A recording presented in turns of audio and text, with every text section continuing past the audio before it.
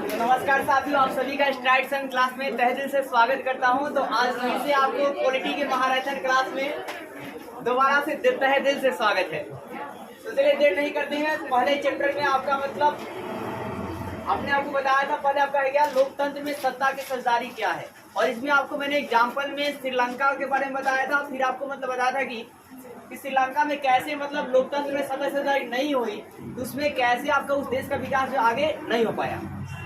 तो आज हम जानेंगे ये कि लोकतंत्र में शासन का बंटवारा जो है कैसे है। तो लोकतंत्र में जो शासन का बंटवारा है वो दो तरह से, एक आपका है क्षैतिज और दूसरा आपका है अस्तरीय। एक क्या जी क्षैतिज का शासन है ना, इसके तीन भाग है। एक क्या है विधायिका, कार्यपालिका क्या जी न्यायपालिका। तो विधायिका किसे कहते हैं, तो जो साहब संसद में लोग रहते हैं ना उन्हीं को विधायक या विधायिका कहते हैं, ठीक है। और वो सारे मिलकर क्या करते हैं, कानून बनाना। वो काम क्या है जिनका, कानून बनाना, मतलब कोई कानून बनाते हैं और उस कानून को अच्छे तरह से लागू करवाना, वो किसका काम है, तो कार्यपालिका। किसका काम है जी, कार्यपालिका। और फिर आपका है क्या कि अगर कोई कानून को नहीं मानता है, अपने आप को बहुत ज्यादा बॉस बनता है, तो वैसे परिस्थिति में जो है उसे दंड देने का जो काम करेगी वो काम कौन करेगा जी, न्यायपालिका। और ये भी हो सकता है कि कभी मतलब देखिए कानून बन गया है और गलत तरीके से किसी को फंसा दिया गया है और कार्यपालिका ने उसे अरेस्ट कर लिया है, ठीक है ना, तो ऐसे स्थिति में अपनी सुनवाई के लिए वो न्यायपालिका में जाएगा। वो कहाँ जाएगा जी, न्यायपालिका। तो समझिए ध्यान से, आपका है क्या कि जो विधायिका किसे कहेंगे, जो कानून को बनाता है उसे क्या बोलते जी, विधायिका कहते हैं। और जो कानून को अच्छे से लागू करवाता है, अच्छे का जी लागू कराता है, उसे कार्यपालिका कहा जाता है। और फिर आपका है क्या कि जो दंड देता है, जो क्या करता है जी, दंड देता है, उसे क्या बोलते जी, न्यायपालिका कहते हैं। अब बात करते हैं कार्यपालिका के अंतर्गत प्रशासन आता है। कार्यपालिका अंतर्गत जी प्रशासन। अब प्रशासन में देखो भाई साहब, सबसे पहले स्टार्टिंग आती है, मान के चलिए कि आपका है क्या कि किसी एक क्षेत्र में दंगा हो गया और उस दंगा को पूरा मीडिया ने उसको मतलब दिखाना चालू कर दिया, तो फिर सीएम पर क्या बनेगा, प्रेशर बनेगा। मतलब देखो मतलब क्या हो रहा है आसपास, ठीक है। तो सीएम क्या करता है कि सबसे पहले प्रेशर बनाता है डीजीपी पर। किस पर जी, डीजीपी पर। मतलब प्रशासन में सबसे कोई हेड होता है तो डीजीपी होता है। क्या था जी, मतलब सीएम फोन करेगा, बोला अरे देखो तो आपके इलाके में क्या क्या हो रहा, कैसे बैठे हैं, ठीक है। तो वो क्या करेगा भाई साहब, डीजीपी से बात करेगा, ठीक है। अब डीजीपी भी डायरेक्ट वहाँ एक्शन नहीं लेगा, बल्कि डीजीपी क्या करेगा, फिर वो भी फोन उठाएगा और फोन घुमाएगा। किसके पास घुमाएगा, डीआईजी के पास।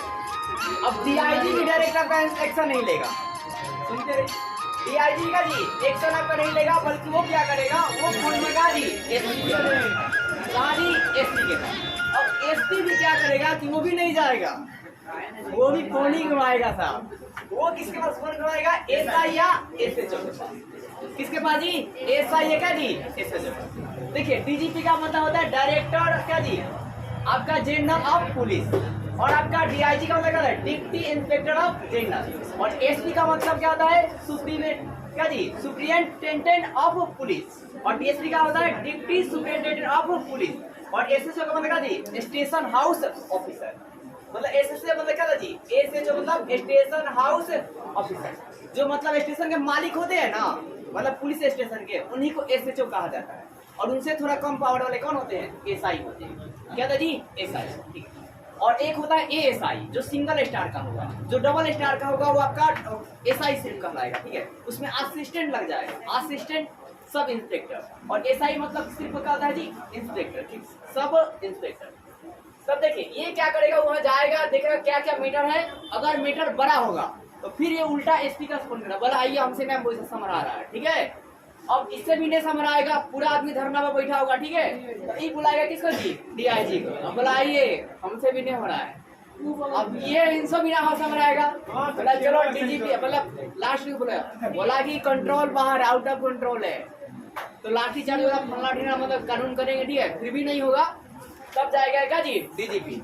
अब डीजीपी मतलब गया जा, डीजीपी के भी लोग बातों को समझाएंगे, ठीक है। डीजीपी मतलब अच्छे से बात करेंगे, तब जाकर होगा क्या कि डीजीपी के मतलब लोगों का डिमांड होगा कि मुझे सीएम से ही मुलाकात करना है।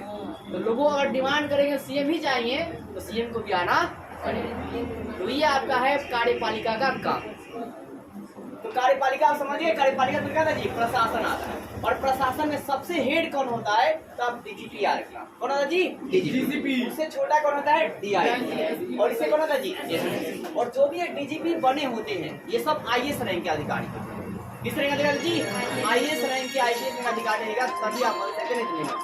आपको बता रहा हूँ कि डीएम का बोर्ड नाम सुनते हैं ना, वो आईएएस रैंक का सबसे छोटा पद है।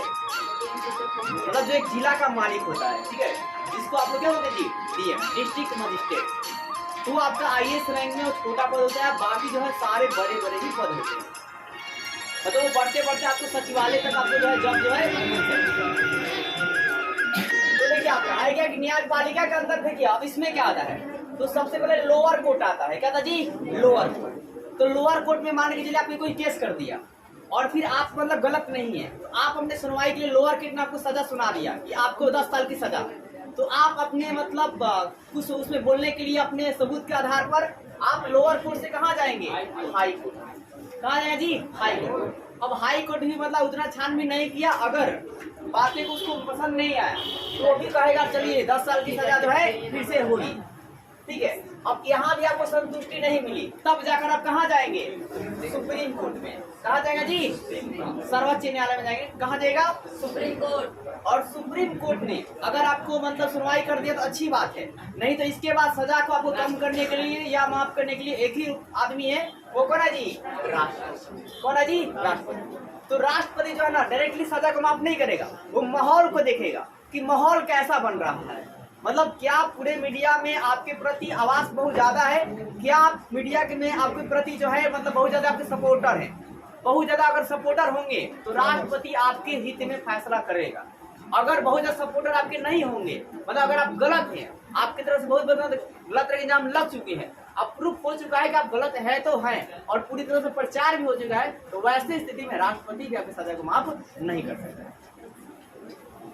तो ये थे आपका मतलब कार्यपालिका के काम होने का जी, न्यायपालिका का। अब आगे देखिए मतलब स्तरीय पर समझते हैं। स्तरीय में भी कितने भाग बांटा गया है? 3 भाग। एक केंद्र सरकार, एक राज्य सरकार, एक स्थानीय सरकार। केंद्र सरकार जो पूरा देश का मालिक होगा वो केंद्र सरकार होगा, जो एक राज्य का मालिक होगा वो राज्य सरकार होगी, और जो आपका स्थानीय जो जिला लेवल पर होते हैं, जो गांव लेवल पर होते हैं, जैसे आपने सुना हो जिला परिषद, आपने सुना है मुखिया, सरपंच, ये सब क्या होते भाई साहब? तो इनके अंतर्गत जो है स्थानीय सरकार आते हैं।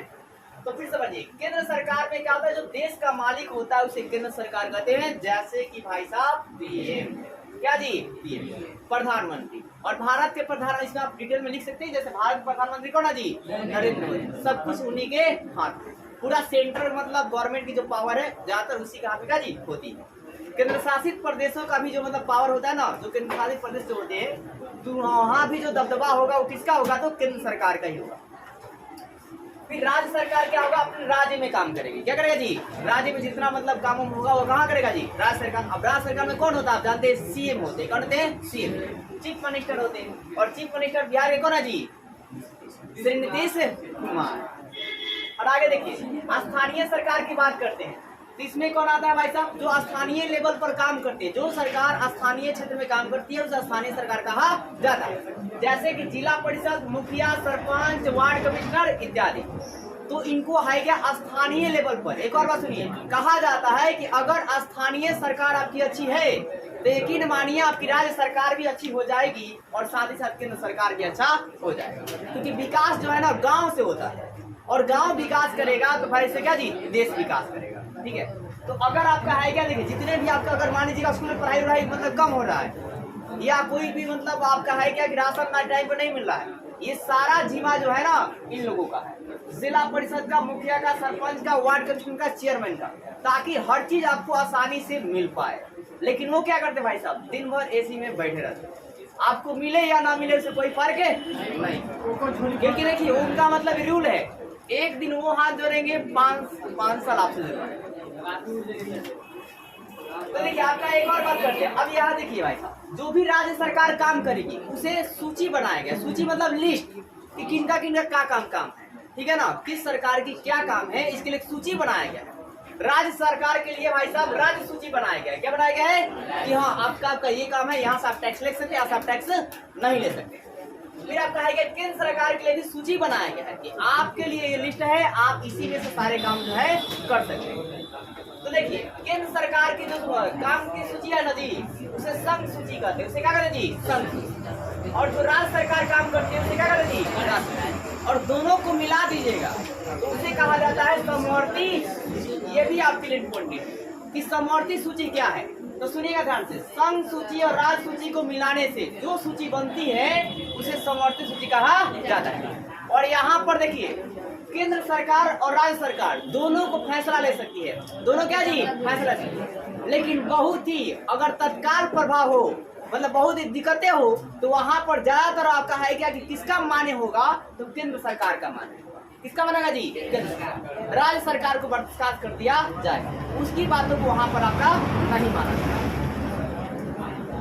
अब यहाँ पर देखिए भाई, ये आप समझ गए समवर्ती सूची को? देखा था जी कि संघ सूची और राज्य सूची को मिलाने के बाद जो सूची बनती है उसे क्या बोलते हैं? समवर्ती सूची। और समवर्ती सूची में ज्यादातर पावर किसको दिया गया है? केंद्र सरकार। हालांकि दोनों ही मिलकर कोई काम करेंगे, लेकिन विशेष परिस्थितियों में अगर किन्हीं का मतलब राज होगा, ज्यादा वर्चस्व होगा, ज्यादा पावर होगा, वो किसका होगा जी? केंद्र सरकार। किसके पास होगा जी? केंद्र सरकार। अब यहाँ देखिए ये सारे वर्ड आपका है क्या? सबसे ध्यान दीजिए, लैंगिक असमानता। अब इसके लिए आप विभिन्न प्रश्नों का उत्तर जो है ना यही देंगे जो आपको मतलब दिखाई देंगे। अब ध्यान दीजिए विद्यार्थी, लैंगिक समानता किसे कहेंगे? लैंगिक मतलब वर्ड है लिंग से, और लिंग में क्या होता है? एक मेल होते हैं और एक जी फीमेल होते हैं। तो सुनिएगा ध्यान से, लिंग के आधार पर भेदभाव करना। सुनाई दे रहा मेरी बात? लिंग के आधार पर क्या करना जी? भेदभाव करना लैंगिक असमानता कहलाती है। और आपने देखा होगा कि जन्म के साथ ही गर्ल्स के साथ भेदभाव क्या ना जी स्टार्ट हो जाता है। मतलब जब लड़कियों का जन्म होता है उसी के समय इधर क्या जी भेदभाव क्या था जी स्टार्ट हो जाता है। और पालन पोषण जो है बॉय की तुलना में कम ध्यान दिया जाता है, उतनी ध्यान नहीं दी जाती। ये बातें आपको याद नहीं करना है, रियल लाइफ में आपको समझने हैं चीजों को। तो आप कहेंगे पालन पोषण में बॉय के साथ तुलना क्या जी कम ध्यान दिया जाता है। फिर आप कहेंगे देखिए भारत में विधायिका में फीमेल की संख्या क्या जी नगण्य है, मतलब बहुत ही भाई साहब कम है। संसद में क्या जी बहुत ही कम है। बहुतों दिन बाद एक आदिवासी महिला क्या जी राष्ट्रपति आके बनी।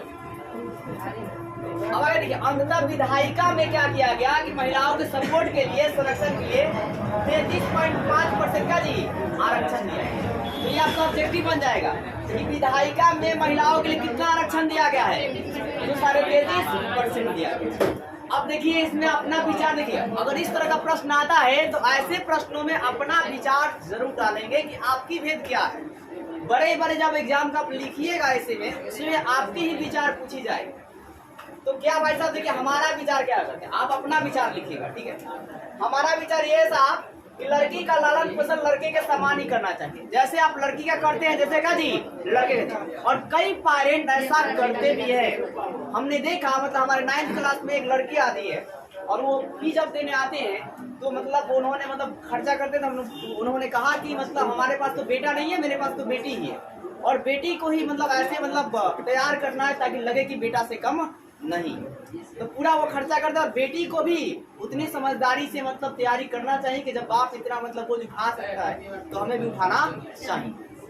वही बात को यहाँ पे लिखा हुआ है शब्दों में कि लड़की का पालन पोषण और सम्मान करना चाहिए तथा यदि किसी पिता बेटी हो तो उसे अच्छे से पढ़ाना चाहिए और उस बेटी को भी पढ़कर कुछ हासिल करना चाहिए। साथ ही पिता का नाम को गौरवान्वित करना चाहिए। अगर आप कुछ आप हासिल कर लेंगे तो पिता का नाम ऑलरेडी का जी गौरवान्वित हो ही जाएगा, प्राउड फील करेंगे। और दूसरे का भला भी करना चाहिए। पिता का अगर नाम गौरवान्वित कर दिए तो ऐसा नहीं कि सिर्फ आप पैसा ही कमाएंगे, बल्कि आप दूसरों क्या करेंगे जी मदद भी करेंगे। और ऐसा ही बेटों को भी होना चाहिए, मतलब बेटा और बेटी में कोई डिफरेंस आपका नहीं होना चाहिए। दोनों को अच्छे तरह से मतलब काबिल बनाइए और दोनों को मतलब है क्या अपने हित के लिए भी मतलब काबिल बनाइए और साथ ही दूसरे की मदद करने के लिए भी काबिल बनाइए, तभी जाकर आपका देश बनेगा। आगे देखिए साहब, ये तो आपका हो गया लैंगिक असमानता से जुड़े कोई भी सवाल आता है तो जवाब में आप यही लिखेंगे, आप कोई भी अपने समझदारी से लिख सकते।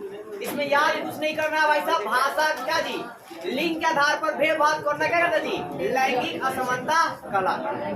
और इसमें आपका है क्या कि बॉय अगर जो लड़की का जन्म होता है वो जन्म से ही क्या होता है भाई साहब, भेदभाव स्टार्ट हो जाता है। लेकिन हमें भेदभाव ऐसा नहीं करना चाहिए, ठीक है। सरकार ने भी इसके लिए आरक्षण दे दिया है, मतलब क्या होते हैं अनेकों प्रकार के मतलब छूट दिया जाता है कि अगर आप इंटर में इतना ला देते हैं तो लड़कियों को इतना पैसा मिलेगा। ये पता है सरकार ऐसे क्यों देती है? क्योंकि आप लड़कियों को पढ़ाइए और उससे आगे लेकर आगे देखो साहब, भाषा नीति सुनाते हैं मेरी बात। तो भाषा नीति क्या कहते हैं?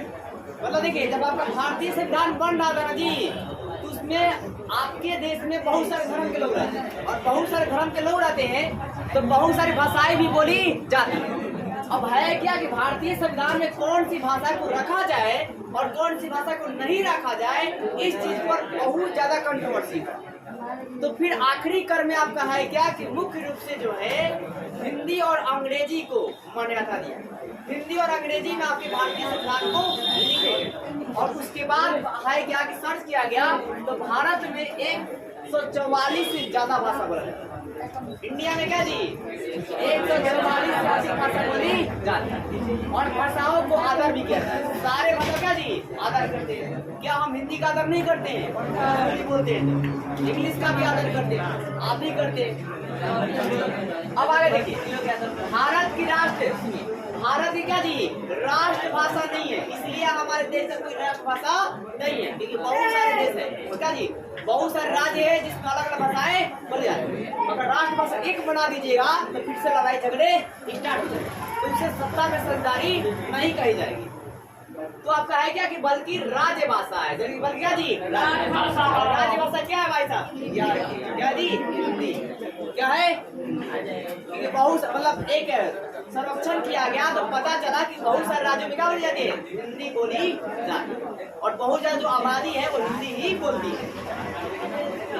अब देखिए, भारतीय संविधान में 22 भाषाओं को समाहित किया गया है। ये भी पूछ लिया जाएगा कि भारतीय संविधान में कितनी भाषाएं है? 22 भाषाएं। कितनी भाषा जी 22। और फिर आएगा जैसे क्या जी हिंदी, अंग्रेजी, तेलुगु, कन्नड़ इत्यादि, ठीक है। इस तरह करके आपके क्या जी 22 भाषाएं जो है, और सारे भाषाओं का सम्मान किया जाता है। तो ये था आपका भाषा नीति। मतलब भाषा नीति आप आएगा तो आप क्या लिखेंगे? तो आप लिखेंगे क्या कि जब भारतीय संविधान का निर्माण हो रहा था तो उस परिस्थिति में भाषा को लेकर बहुत सारे संघर्ष हुए। आखिरी कर आपका है क्या एक सर्वेक्षण द्वारा पता चला कि हमारे देश में 144 से अधिक भाषाएं जो है बोली जाती है। और फिर आपका है क्या इस तथ्य को कहा गया कि देश का हमारा राष्ट्रभाषा नहीं बनाया गया बल्कि राज्य भाषा बनाया गया, और राज्य भाषा हिंदी को बनाया गया। और आज हमारे संविधान में 22 भाषाओं को अनुमति जो है मिला, जैसे कि हिंदी, तमिल और क्या जी कन्नड़, अंग्रेजी इत्यादि। अब देखिए धर्मनिरपेक्ष राज्य, तो धर्मनिरपेक्ष राज्य किसे कहा जाता है, क्या होता है?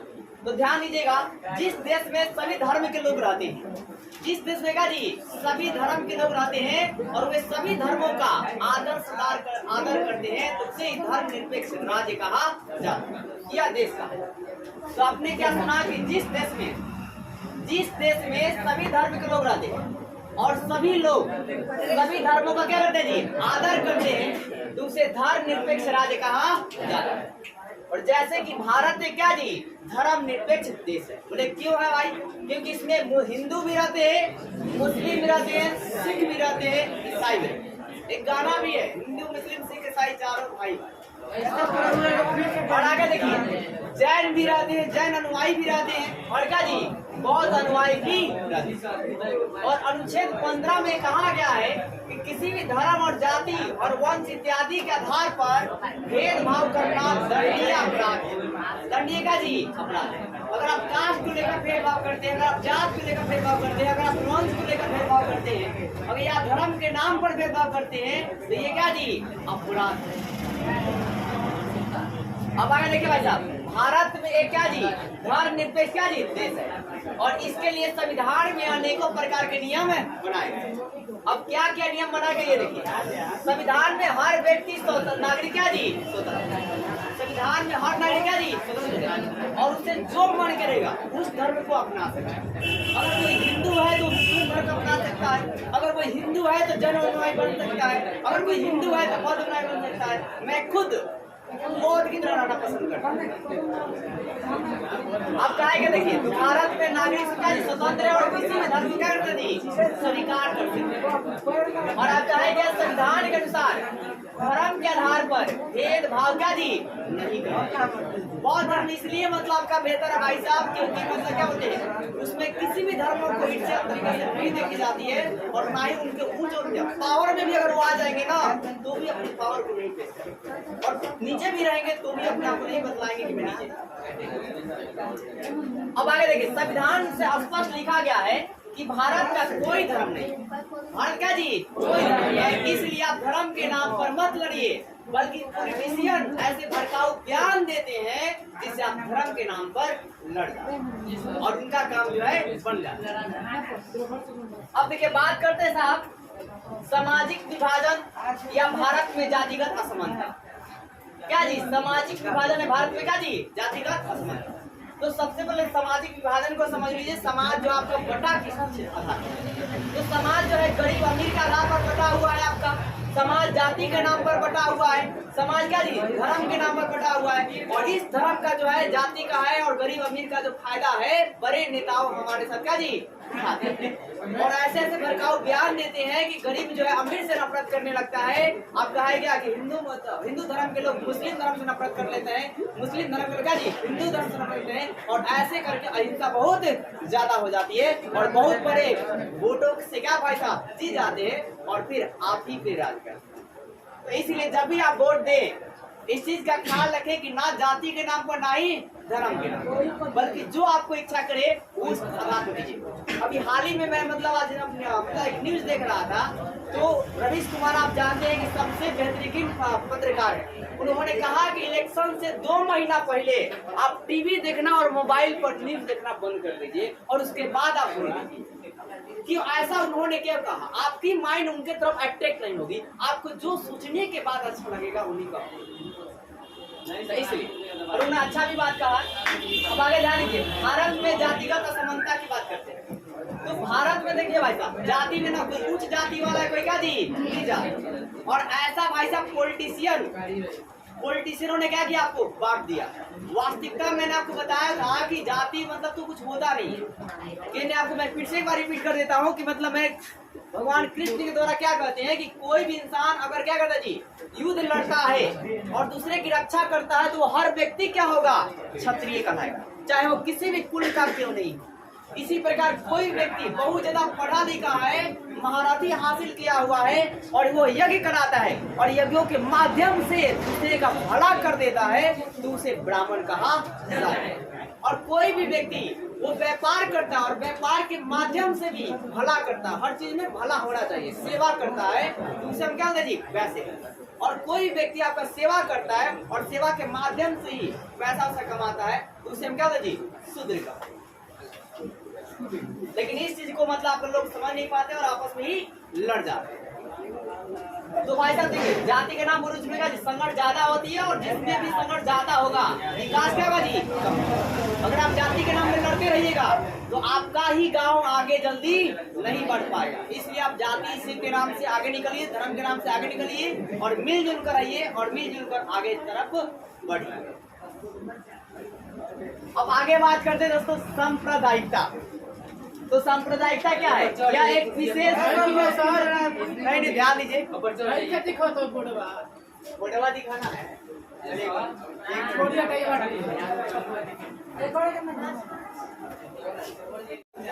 चलिए ध्यान दीजिए, चलिए बीच में शायद आप सुन लीजिए, आप भी ले लीजिए, सुनिए। नई हवाओं की संगत बिगाड़ देती है, नई हवाओं की संगत बिगाड़ देती है, कबूतरों की खुली छत भी बिगाड़ देती है, और जो जुर्म करते हैं इतने बुरे नहीं होते, सजा ना देकर उन्हें अदालत बिगाड़ देती है।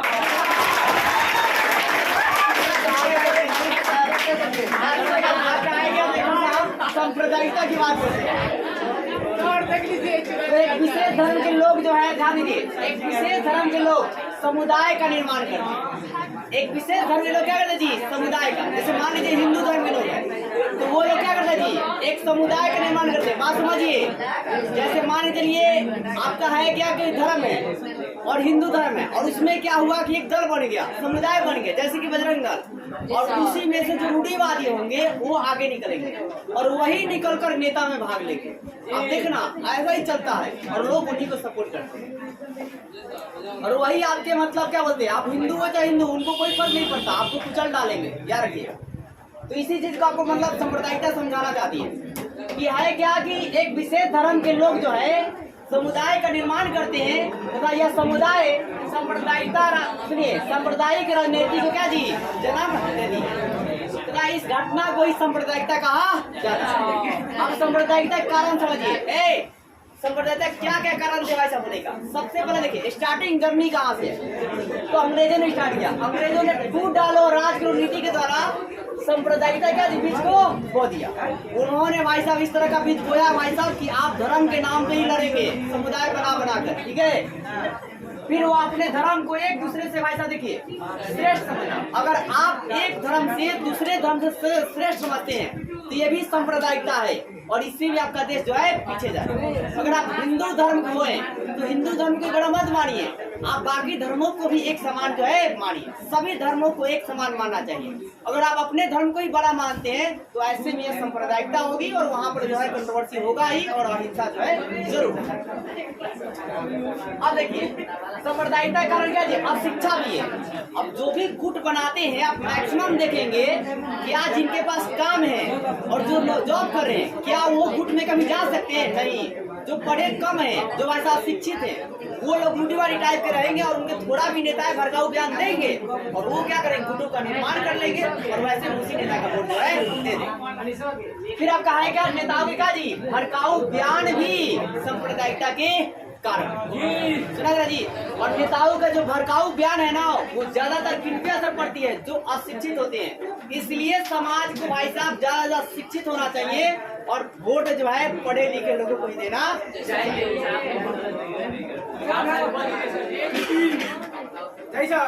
आ जाइए।